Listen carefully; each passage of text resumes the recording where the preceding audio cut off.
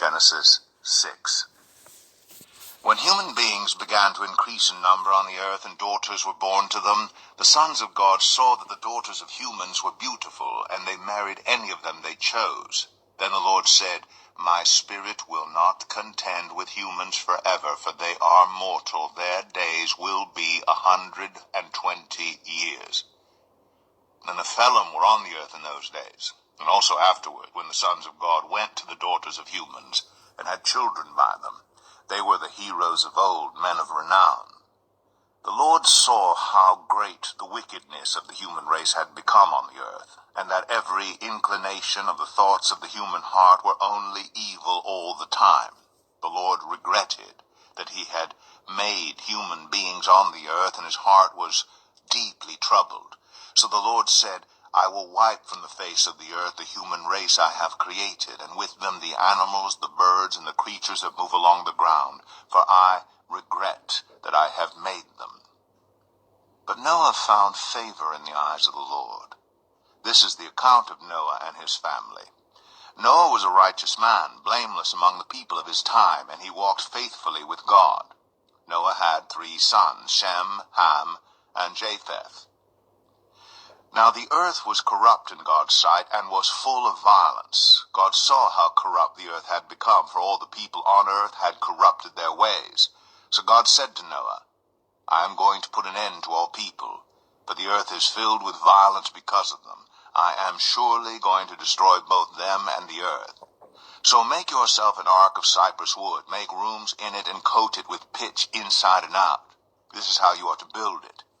The ark is to be 300 cubits long, 50 cubits wide, and 30 cubits high. Make a roof for it, leaving below the roof an opening 1 cubit high all around. Put a door in the side of the ark and make lower, middle, and upper decks. I'm going to bring flood waters on the earth to destroy all life under the heavens, every creature that has the breath of life in it. Everything on earth will perish. But I will establish my covenant with you, and you will enter the ark, you and your sons and your wife and your sons' wives with you. You are to bring into the ark 2 of all living creatures, male and female, to keep them alive with you. 2 of every kind of bird, of every kind of animal, and of every kind of creature that moves along the ground will come to you to be kept alive. You are to take every kind of food that is to be eaten and store it away as food for you and for them. Noah did everything just as God commanded him. Genesis 7. The Lord then said to Noah, Go into the ark, you and your whole family, because I have found you righteous in this generation. Take with you 7 pairs of every kind of clean animal, a male and its mate, and 1 pair of every kind of unclean animal, a male and its mate, and also 7 pairs of every kind of bird, male and female, to keep their various kinds alive throughout the earth. 7 days from now I will send rain on the earth for 40 days and 40 nights, and I will wipe from the face of the earth every living creature I have made.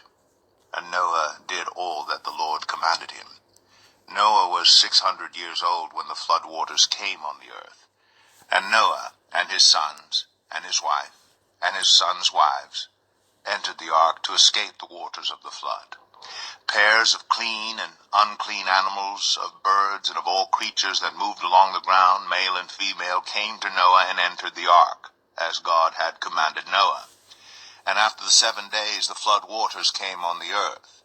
In the 600th year of Noah's life, on the 17th day of the 2nd month, on that day all the springs of the great deep burst forth, and the floodgates of the heavens were open, and rain fell on the earth 40 days and 40 nights. On that very day Noah and his sons Shem, Ham, and Japheth, together with his wife, and the wives of his 3 sons, entered the ark.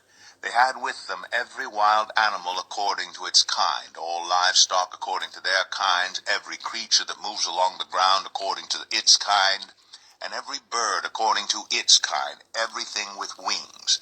Pairs of all creatures that have the breath of life in them came to Noah and entered the ark. The animals going in were male and female of every living thing as God had commanded Noah. Then the Lord shut him in.